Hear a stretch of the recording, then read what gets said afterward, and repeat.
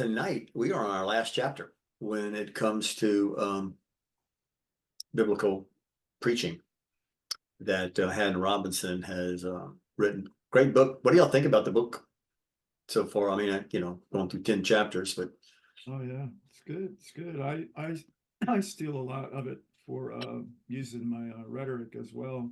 I use the yeah, some information on his style um, to try to improve style with my right. students, going over some of those things and delivery. Yeah, This last chapter, right, delivery right. is a big thing. With rhetoric. Correct. Yeah, Demosthenes gave it the palm, and he said, as far as delivery is concerned, he assigned it the palm, and then he said he gave it second and third place as well. yeah. Yeah, this chapter, guys, is going to be all about delivery. So it really won't be about sermon construction and the big idea and, finding the subject and the complement and, should I be, explaining something, improving something, applying something. We've already gone over those chapters. I saw in the earlier chapters. And so as he gets toward the end here of our book, he's now dealing with the whole idea of how the preacher delivers these things. How you dress up your words was the last chapter. This is basically going to be how to dress up you, how you should be presented to the congregation. So he's going to be, so in that sense, it's not so much how to construct a sermon as much as how it's to present yourself to the congregation. You got to remember now, in the realm of rhetoric, in the realm of communication, people size you up pretty quickly, especially if you're with a brand new crowd. But for our crowd, they know us, we know them. So you still have to present yourself in such a way that you make it easy for people to want to listen to you. So what he's going to do here in this section, he's going to go through some sections of some things that you need to know that helps in that area. He talks about the very first line. Most books on homiletics, preaching, say a great deal about the development of sermons, but little about their delivery, how they come across from you to the congregation. He talks about, he seldom gives even a few hours a year to thinking about delivery. We talk about sermon construction. He talks about a sermon ineptly delivered arrives stillborn. Might be a great message, but at the same time, it failed in the communication. The effectiveness of our sermons depend on two factors: what we say. That's what we've been talking about in most chapters. And now how we say it. How do you say what you're going to say? One of the things I like he's going to say later on is kind of like if you communicate non-verbally, gestures and inflection and tone and volume, that's different from what you're trying to say, you send a contrary message. And most people will believe how you say something more than they'll believe what you're saying. So your gestures and how you preach and how you communicate says an awful lot and can actually call it like setting the table for what you're going to say. And you can take all of that away by screaming with all kind of anger the love of God. I mean, for example, it's like, wait, what? I mean, because they see something that, maybe if you're going to preach on the wrath of God, that would make sense. They see an incongruency and then they're going to listen to what they see more than what you're going to say. But anyway, he goes on and he talks about this whole idea of, in order of significance, the ingredients making up a sermon are thought, arrangement, language, voice, and gesture. In priority of impressions, though, the order is reversed: gesture, voice, language, arrangement, thought. So while you need both, the significance versus the impressions are two different things. This is the construction part, and you start with thought and you go toward obviously how it's going to come out. But here, when it comes to impressions, first thing they're going to look at is how it comes out, your voice and the language and arrangement and thought and things of that sort. I'm just kind of highlighting a few things. So delivery matters a great deal. He talks about not just the speaker's voice and gestures first strike the audience's senses, but his inflections and actions transmit his feelings and attitudes more accurately than his words. He's going to go and talk about some statistics and surveys and things of this sort that show how, researchers say this about facial expressions and things of that sort. That's why I don't have much of this yellow. You can go and read this if you want.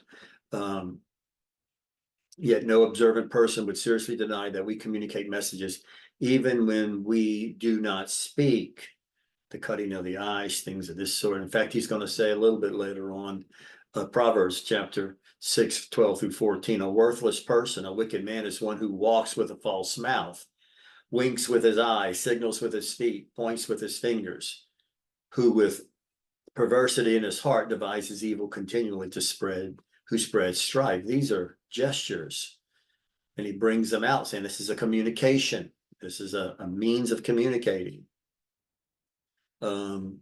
This guy gave the psychologist said 7% of the impact of a speaker's message comes through his words, 38% spring from his voice, 55% from facial expressions. And I got to tell you something, this is probably why I'm going to now shift on Zoom from putting the scriptures up on the screen to having me on the screen. Not because, hey, I need them to see my mug. I always wanted to put the word out there first, but there is a breakdown of all they see is words on the screen.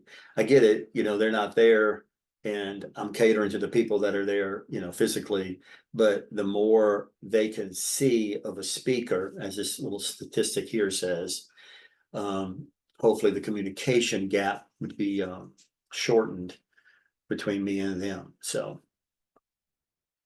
let's see, he goes on, he talks about 3 different communication networks operate at the same time: our words, our intonation, and our gestures.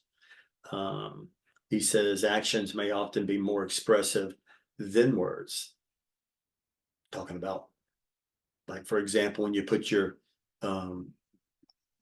finger to your mouth to say quiet, that's a visual gesture. People know what that means. Opening the eyes, raising the eyebrows. You don't really necessarily need words on things of this sort, and people know what those cues are. He talks about that if nonverbal messages contradict the verbal, listeners will more likely believe the silent language, what I just said. So they should be on the same page. Effective delivery begins with desires. He says there's more difference between a professional and amateur than anything on earth. The professional is into the message. Amateur settles for getting his ideas out of his head, while the professional tries to get them into his audience's head. Now that's a big difference here. If I'm slavishly following a outline, I'm just going to try to get through my outline. And look, I got to tell you, when you have stage fright and you're many times you're thinking about yourself and how you're being perceived, and which is natural and normal to do. But the best cure for stage fright, or when you're speaking, is to really know your message. Number one, knowledge, but then the passion part, where you actually pray through it and say, Lord, help me to help them. I'm here to help them change through this message. Well, now I'm not so much thinking about my message as much as I'm really empathizing with them to get the message. Now, when I start doing that, then the passion is going to really curb a lot of those butterflies in the stomach, because I'm really want to communicate what I've been studying and why it's so important for them to understand it. When you do that, that's why we have to pray through our messages, because it's not just a matter of, Lord, help me, deliver what's in my head to their head, as much as, Lord, help me be a servant so that they can change in their lives in this area. So that becomes a different issue. It's not just a matter of getting stuff out of my head. It's a matter of, like, life or death. They have got to receive this medicine. They've got to ingest this.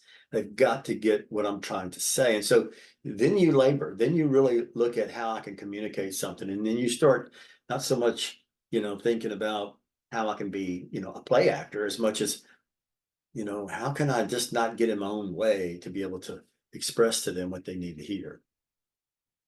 Good delivery from the pulpit resembles lively conversation. Think about having a conversation with people. Now, that's good news and bad news. Sometimes in a lively conversation, you say things or you do things or you have intonations and gestures that you really need to change privately, one-on-one. It's just not a good communication skill. Well, then, okay, because that's going to translate horribly in the pulpit and it's really going to shine, or it's really going to be dilatory in the pulpit. You don't want to do that. But this is what it should resemble, that you have a lively conversation. He's going to talk about this a little bit later on, how it almost is like a one-on-one. He says sincerity, enthusiasm, and deep earnestness tear down barriers that allow the real self to break free, just what we were talking about here. And this also has a way of overcoming stage fright. I like this here. He talks about many times what we do privately and it can come out publicly. Sometimes we have nervous tics, as he talks about, stuffing hands in the pockets, stroking the hair on our face, playing with the ring, fussing with the necktie, shuffling the feet, or the bad grammar of delivery. Mannerisms and repetitious behavior peculiar to you may go unnoticed by friends and be tolerated by associates, but in the pulpit, they scream for attention and divert people from what you are saying. So you have to be conscious of that. Movement of the body must be disciplined to be effective. Now, he's not trying to say be a robot, because he's going to talk about just the opposite, where you need to be animated, but you need to be animated in a good way, not in a nervous kind of way, where it's going to bring people's attention to your nervous tics, as he would say. It takes effort and discipline to seem natural before an audience. So what are some nonverbal factors in delivery to which we should give our attention? Nonverbal factors. Now, he's going to talk about, these are some things you need to think about when you present yourself to speak, whether GBF or the Bible study, street preaching, whatever it might be. Grooming and dress. Grooming and dress make a difference in how a listener responds to us. It's just the basics. We become all things to all men. And so obviously we should try to dress almost in mirror image of them. Basic rule of grooming and dress for the preachers, that they should fit the audience, the situation, and the speaker. So whether it's hairstyles, beards, sideburns, mustache, he goes through all this. There's just no real standard, one size fits all. But you should not allow things to stand in the way of the ministry or being able to communicate, especially when, the long hair was a thing. You got to remember, for example, for me, if I was going to go to Bentley and most of those guys were going to have short hair, it wasn't going to do me any favors to grow my hair long and say, well, I'm going to show them. All I'm going to show them is that they're not going to listen to me. Why would I want to do that? Well, I want to bring a message and have them fold their arms and say, what is this long-haired hippie going to teach us? Yeah, I was called that because that's how I presented myself at the beginning. But if once I began to be called upon to minister to them, you kind of want to reflect more of where they're at and how they dress than, hey, I'm going to, stand my guns and hold my ground. And you don't want to do all that. You want them to be able to listen to you. Some of the basics, this is just some of the basics in corporations. Hair's combed, shoes are shined. Hair, whatever it is, should be neat. Talks about even excessive pounds that can hinder communication, talks about, someone's huge, it just kind of sends a wrong message about self-control. Maybe it doesn't mean a person can't be a preacher, like a Spurgeon.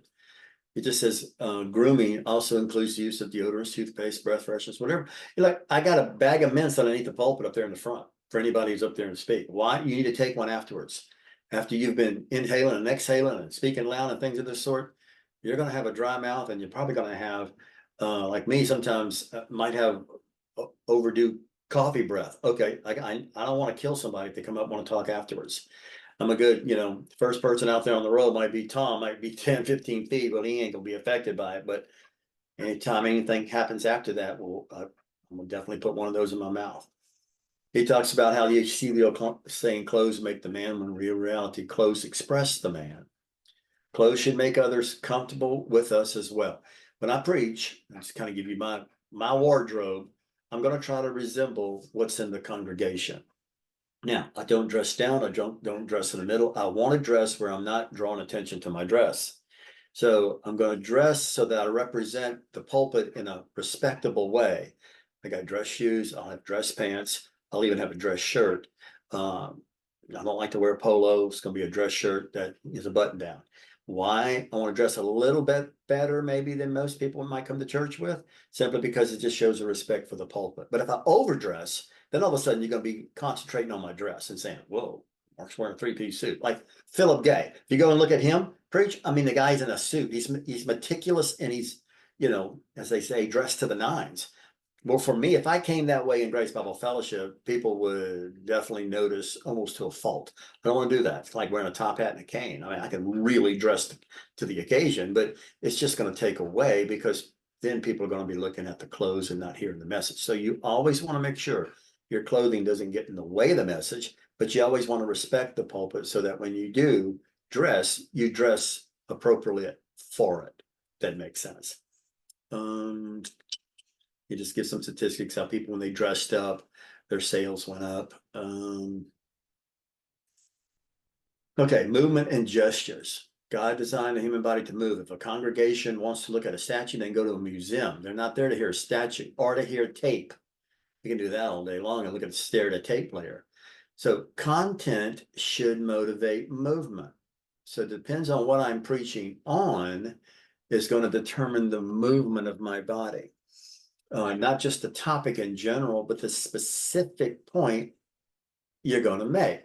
So a preacher needs to carry over into preaching the same freedom he gives to his hands, arms, and head in personal conversation. So if I gesture with my hand here, or if I, do this, or say, we have this on one hand and that on another, you see me with my hands, this on one hand, basically, and this on another, you got a visual of putting two things out there that I'm trying to say with my speech. It's a little bit easier to follow if instead of me just saying, well, you have this on one hand, that on another. The hands help carry forth that point. He talks about some people move so much they should really move less, because the movement can actually take away from their message. So the movement has to complement what you're trying to say. He says, when you introduce a new point in your sermon, here's a transition. You may take a step or two from where you are standing to show visually the transition in thought. So if you're making a transition point, sometimes I can just basically say something to the effect of, okay, now where we want to go now from here to here. See, I moved it from here to here. That's a transition. You see the movement of my hands. I could do that. There's all kind of ways of how you can show forth, as he says, visually transition. Suit the action to the word and the word to the action.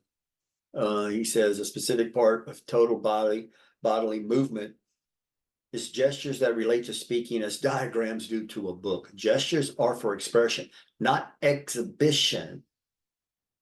They help us explain and describe. I mean, for example, what was I reading the other day?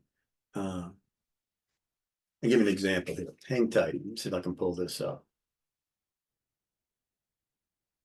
I get on, what's the name of that website?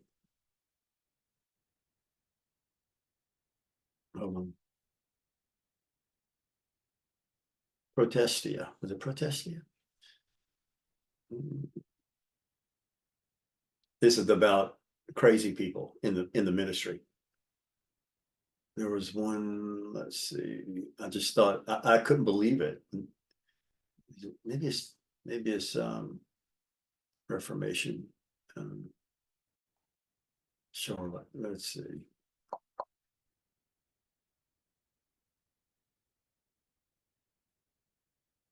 Yeah, this guy. Huh. Now look at this guy and his delivery. What's he going to do? His gestures. He's on a trampoline in church. Mike Todd starts jumping and doing somersaults on a trampoline during service. Now, this is a classic example of the illustration overtaking the message.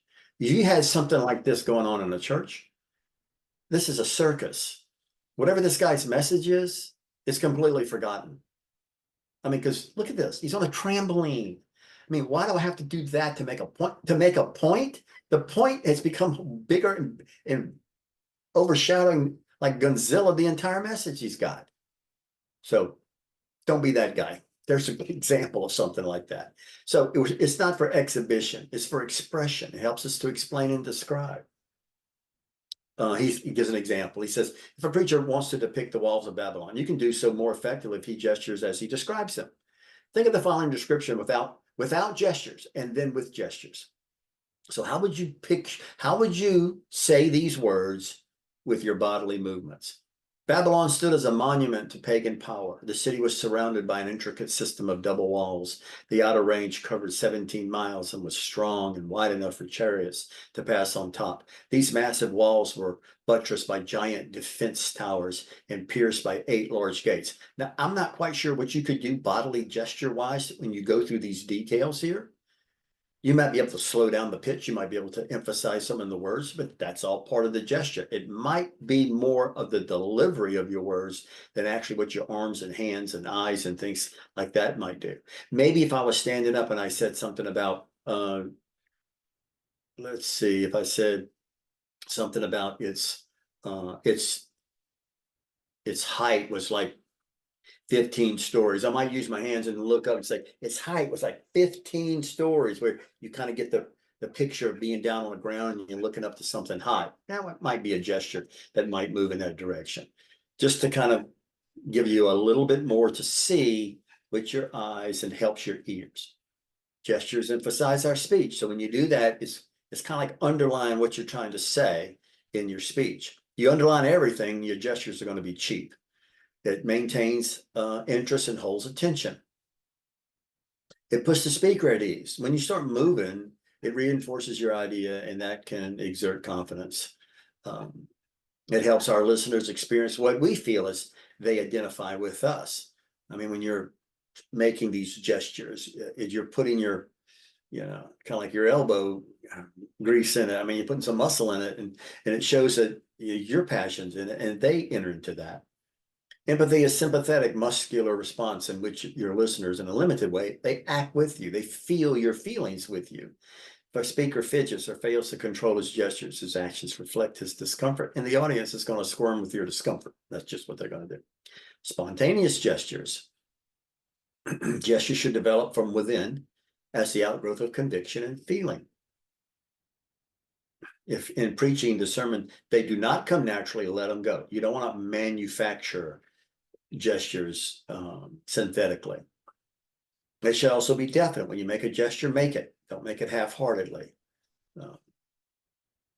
Vary gestures. The repetition of a single gesture gets old.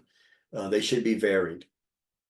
He talks about someone who has bothered to count them, insists that we can produce 700,000 distinct elementary signs with our arms, wrists, hands, and fingers. I don't know about that. That's an awful lot. Properly timed gestures should be properly timed. They should, once again, emphasize what you're trying to say.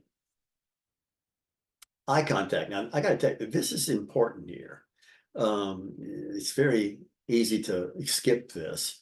And many times when people don't make eye contact, it's because they're nervous. And I get that. But it also, when you have empathy, you're with somebody else, you want them to get your message, you'll have eye contact. As important as grooming and movement are to a speaker, eye contact probably ranks as the most effective single means of nonverbal communication at his disposal. Eyes communicate. You look directly at your hearers. And when you do, and I can tell you this is true, you pick up cues. When I'm looking at you and you're looking at me, I can pick up whether you're listening, whether you're bored, whether you're not really convinced. I can tell. And sometimes I need to retread that a little bit just by looking at your face and how you're looking back at me. Listeners feel that ministers who look them in the eye want to talk with them personally. Now, you don't stare them down, but at the same time, you're looking over their head, you're staring down at your notes all the time, looking out the window, or they shut their eyes when they speak. You put yourself at a crippling disadvantage. Or in my case, I put the Bible verse up there and there's nobody to see on Zoom. Yeah, that's going to be, a problem. I remember, the preacher, and you see different preachers at Bentley, and we're not picking on them. God uses, and look, God many times will use weaknesses like this that are not effective ways of communicating and bring the house down. I mean, he can do that. And he does that many times just to make the point saying it's not dependent on you. It's not dependent on your delivery and everything else, just to show us that it's dependent on him. But I remember the who was it? Jonathan Edwards read his notes, which is what you don't want to do in a sermon, as they say, of sinners in the hands of an angry God. Read your notes. But a lot of people stare down at their notes. They almost read them word for word, and they look up every now and then, and they look, at their audience. So some people do that, and they can do it very effectively. But you can tell, but it's about what, because you're watching them. I'm watching them read their notes. And at the same time, the more they do that, the more they're not looking at me, or they're not looking at us. And so it's not hindering the communication, but what it might bring, it might give the impression is maybe they're just not as prepared, and that's why they have to read it. Where if they'd have studied their notes better, they could have maybe memorized this point, or maybe internalized this point.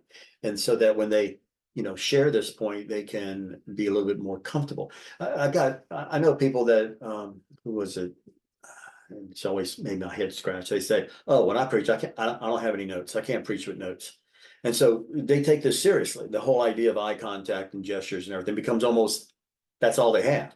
But unless you've really internalized that message to not have any notes to keep you on track, I mean, okay, yeah, if you can do that and you've internalized it, oh, you're gonna be really effective. You've got that all, I mean, in your head, that you can just kind of go down like Roman numeral 1A, little b, and you got that all down. Yeah, better man than me. But most of us need that kind of outline before us so that we stay on track, so that we can move from, point to point. But it shows that they want to talk to me personally when a person does that, and they look and they give us eye contact. Even though you address a congregation as a group, you talk with them as individuals. Now, what that means is that plan to talk with one listener at a time for a second or two, looking that person in the eye, then turn to someone else. Choose listeners in every section of the auditorium. Now, I remember having to do this when I was in Denton, Texas. I had 1,000 people there. And I knew one of the things that I was going to try to work on was that you can't see the whole group as a group. I had to concentrate. So when I would look to my left, I would find somebody on the 10th row, maybe a mom and a kid, and I would speak to her for a second or two, like it was just me and her. And then once I made that point, I would go to my right and I would find somebody on that side over there, and I would maybe make my second point about something. I would talk to them, and then I may go to the middle and talk to them. It's just when you do that, I'm not constantly doing this like a moving fan, and I'm not concentrating on anybody, or I'm looking above everybody, and they feel like I'm not trying to address them. But when you can single out a person to talk to, then it's the people watching you do that, it's effective because they're like watching you have a conversation with that person, and they know that you're going to come to them next. And so that's very, very important in delivery, that kind of eye contact. Choose listeners in every section of the auditorium. You just don't want to talk to the people on the left. The people on the right will start feeling slighted. If you have an auditorium and I got people in front of me and behind me, I'm going to be doing 360s all day, trying to preach to the people behind me and in front of me and things of this sort. That's why sometimes I forgot who it was as a preacher, but it was a typical Southern Baptist preacher, and he's preaching. There's the pulpit, the choir's behind him, and they're sitting there and they're listening. And so he's preaching to the congregation, and he gets to a point, and he would actually turn around to the choir and make a point to them. And all of a sudden you could see them, their faces kind of like, oh, he means us. Yeah, I'm talking to everybody in the room. And so he didn't parse out even the choir members. He tried to make them included in his message, because it's very simple. When you're sitting behind a preacher in a choir, you can go to sleep because it's like, geez, he's not talking to me. We're behind him, we're kind of up here on the stage with him, kind of thing. And all of a sudden he starts turning and talking to you, then you start feeling included in the message. So that eye contact is very, very important. Your people need to see your face. He's gonna talk about lighting and things of this sort. This is what convinced me on the Zoom thing. They need to see me, or they need to see John, or they need to see Josh, and they need to see, Todd, Tom, whoever might be up there at that moment. We're gonna keep you on Zoom, and I'm not saying we can't use the scriptures, but it can be a distraction, and we don't want to do that. The pulpit should be located as close to the listeners as possible. Why? So they can see your eyes and make the full range of emotions across your face. That's why many times it's kind of weird, especially now With the IT technology, where you have a guy at some of these big G3 conferences. I mean, you're in the back and he's just this little figure up there in the front. And they have these huge screens above, and it's like, geez, I'm about 3 feet from him, you know, and you can see his eyes. Now he's not looking at you because he's on the screen, but at least you can see his facial gestures, and that's a help. That I think can bridge the gap as well in some ways. It's not perfect because it's digital, but still. The vocal delivery, how you sound when you speak. And this is important, especially for street preachers. Since the minister's voice is a major tool in his profession, he should understand how his vocal mechanism works and how to use it skillfully. Now, he's going to get into the weeds about how vocal cords work and lungs. I'm not going to spend the time doing all that. Pronouncing consonants, which is very easy to mispronounce words, as Tom can testify that I do a lot, many times. But you want to make sure that when you come across a word or you're going to use it, you're going to try to use it correctly. The vocal mechanism, since tone is produced on the exhaled stream of breath, a good supply of breath steadily controlled is essential. If you're going to make a long point, you got to have a good sense of breathing there. Most speakers can improve the quality of voice even without extended drill if they understand how vocal sounds are made. And he goes through that. A speaker should be able to recite the entire alphabet on a single breath. A, B, C, D, E, F, G, H, I, J, C on a single breath to go all the way to Z. Let's see. They need to practice going down in pitch when they go up in force and the other way around. Muffling their sound by speaking with a tight jaw, a lazy tongue, clenched teeth. Can be not effective. Some ministers speak too rapidly. There you go, that's me, and slur their words, while many speak in a monotone. They just say the same thing all the time and sound like a robot. You don't want to do that. And there's speech exercises that can cure those common faults in our speech. I'll tell you where you really want to start practicing this. It might sound strange. Practice it with your spouse and with your children. Start small, start with them, but be conscious of it. I want to speak distinctly.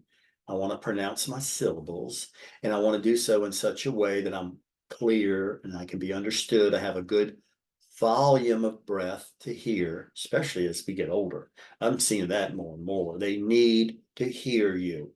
They're not hearing you. You need to speak louder. Well, to do that, I got to take more breath, which means I'm going to have to speak in smaller and shorter sentences. I can't rattle off a paragraph if I'm just talking with somebody, you know, right across the table from me, and we're in our 20s or something. No, we're older, and so we have to concentrate on that. It's also good practice to do that. A speaker emphasizes what he says in only 4 ways: by variety in pitch, punch, progress, and pause. 4 P's. Nice to remember. So let's find out what these 4 things are. Pitch, the movement of the voice up and down the scale in different registers with various inflections. Sometimes changes in pitch are called melody. If someone asks with an inflection rising rapidly from low to high pitch, do you believe in hell? See, hell going up? Well, it's emphasizing the question mark. He's asking a question.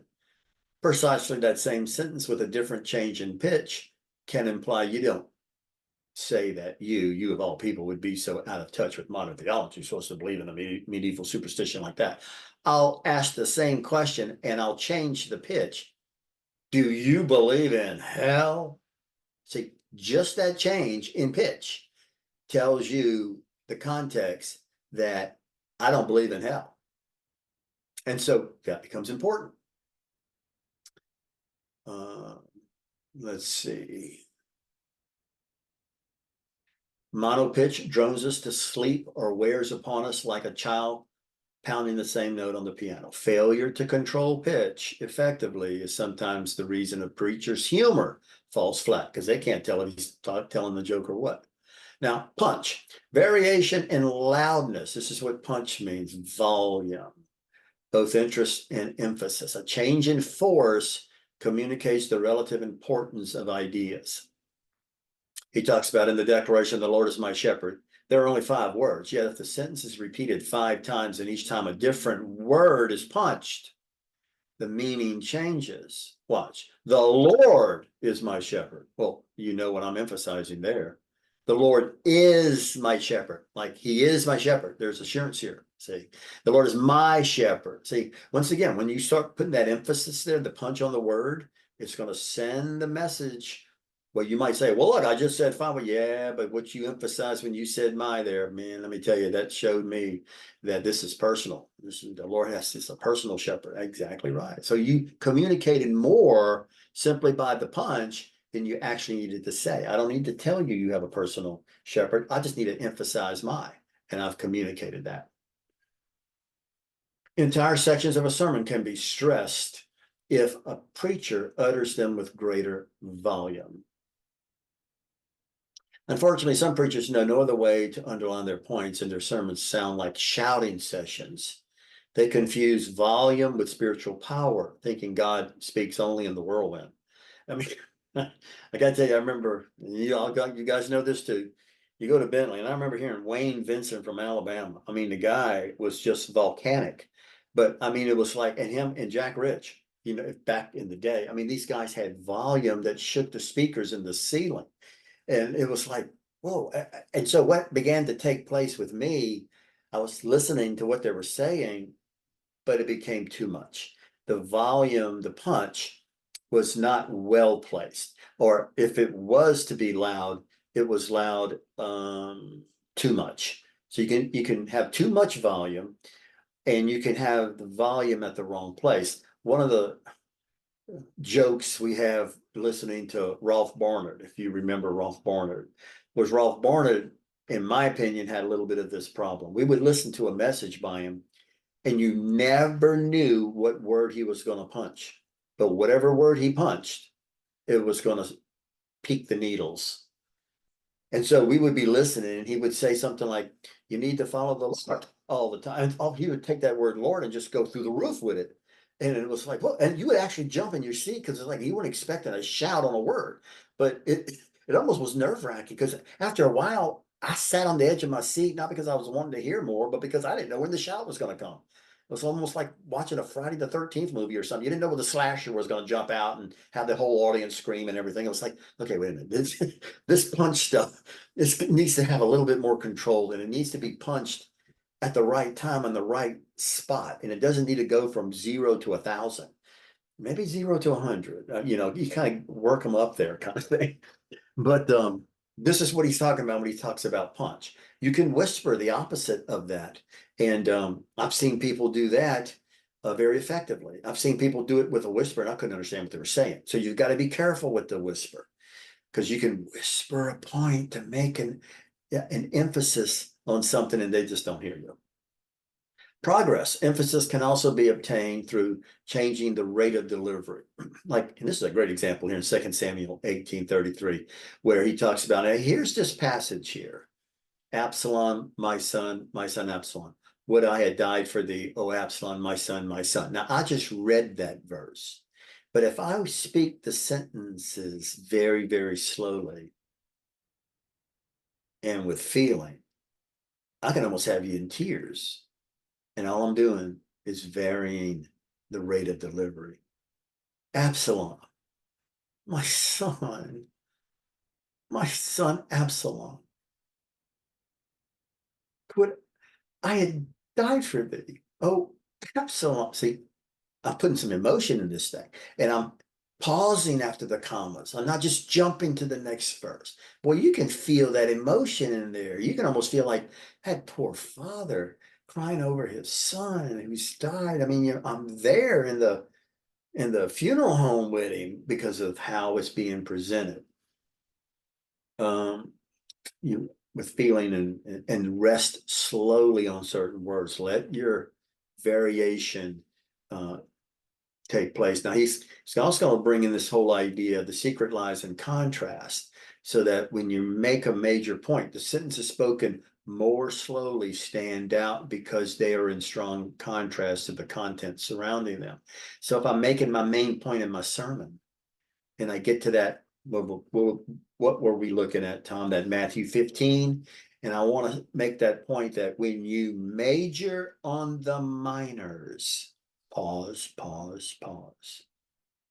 Guess what happens to the minors? You begin to minor on the majors. Slow, but man, I drug it out because I want to drag it out. I want them to catch this is what I really want them to see. And then I pick up my speed again and start going through my points maybe. Or if I get to that point again, I might share it not the exact same way, but maybe once again in a way that emphasizes that main point. So I'm putting a contrast there with the speech. Let's see. Pause. By your silence, you shall speak, says Kipling. He says the skilled speaker recognizes that pauses serve as commas, semicolons, periods, and exclamation points.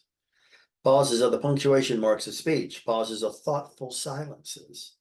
They go beyond a stoppage in speech and give the audience a brief opportunity to think, feel, and respond. So when you make a point, a big one, when you major on minors, you minor on the majors.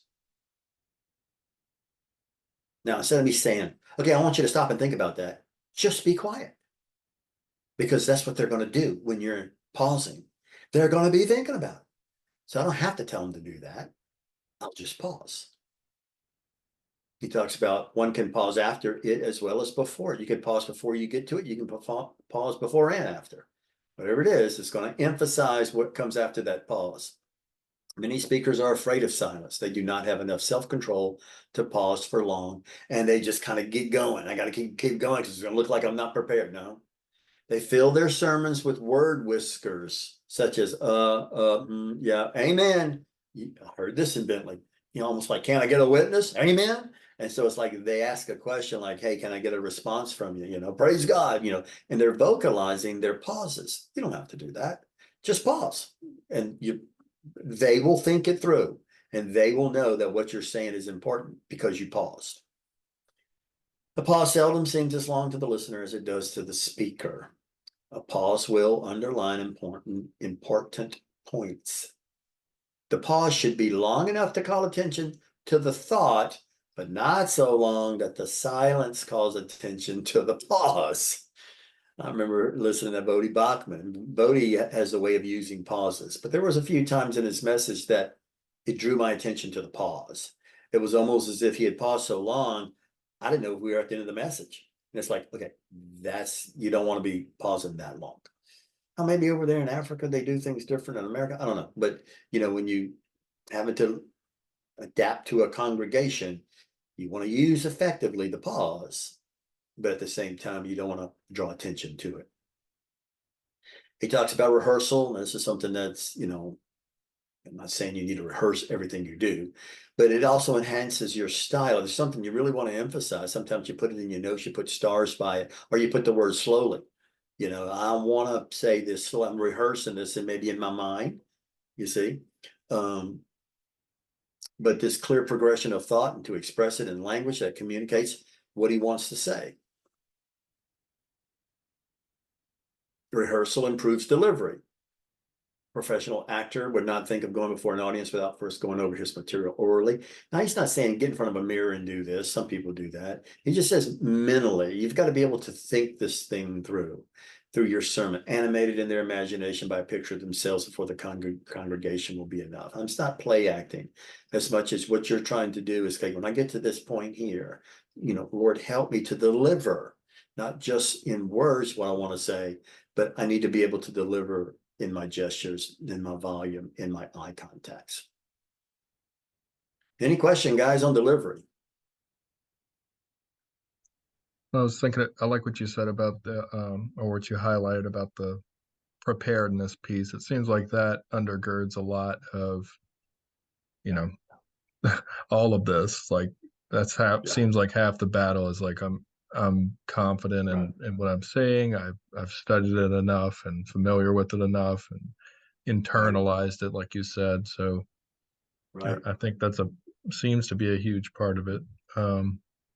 And then the other things kind of fall into place somewhat. Right. eventually you will grow out of the, I call it the brain fog of, what are they thinking about me? What are they thinking about me? What are they thinking about me? Stop. I am going to deliver something to them. I need them thinking about this. And so, once you start thinking about that and how important that message is to them, you almost lose track of yourself, because now everything is getting it into their head. And so you want to do everything in your power to know your message, to know the point you're going to make, the supporting points, and then asking the Lord, give me the delivery ability so that I don't take away from what I want to say, whether it's clothing, whether it's eye contact, whether it's volume and delivery, whatever it is. Help me to speak in such a way that communicates to them that this is as serious as you made it to me, that it needs to be as serious to them.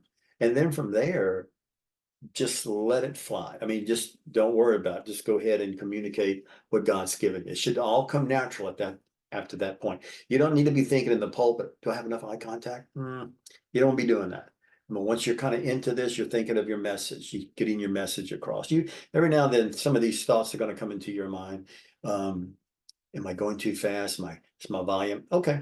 But you don't dwell on it. You just, adjust for it and continue on what you've planned, that the Lord wants you to say to them. It's good. Anybody else on these things? Guys, we have come to the end of our book. But let's see something here. I'm trying to get out of my book real quick. There is another book that he has put together that I'm going to send you guys. And it's a pretty good book. It's basically dealing with, let's see if I can pull it up here.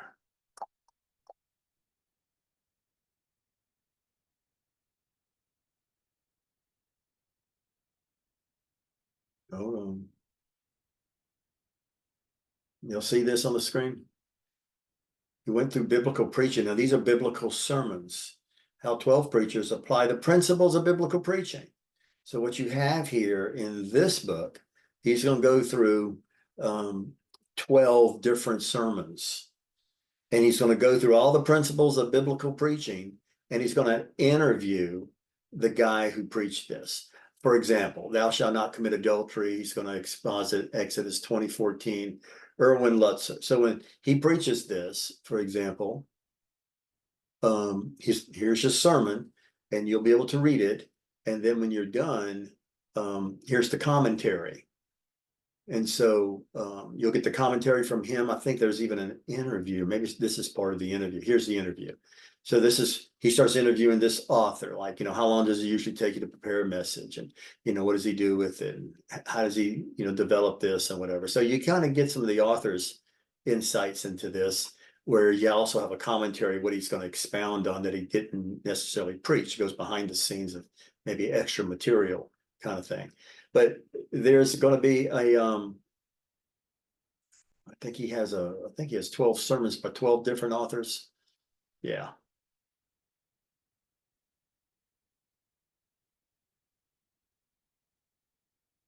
Here's the David and Goliath, Esther. These are all different people. And I think some of these are going to be different. They're not going to just be subject complement. He's going to have, I think, maybe one in here does, like here, this is going to deal with a narrative. How do you put a narrative together? He's going to talk about how to, when you're waiting on the Lord. These titles many times are meant to highlight maybe the main point. The woman who was, caught in adultery, the woman who came a stone's throw from death, things of that sort. So, I mean, all these different people are going to be interviewed. So if you want the book, I can definitely, I've got it here. It's in PDF. And what I can do is I can just, ship it to you guys. Either that or put it on, I think y'all on Dialogue. If you're not, I can put it on GBF chat and just say this is for our class, and then you can download it. But it's called Biblical Sermons. And I've liked it. I've enjoyed it. And you kind of see how he takes his principles and how they've made sermons from them. So anybody else before we close out?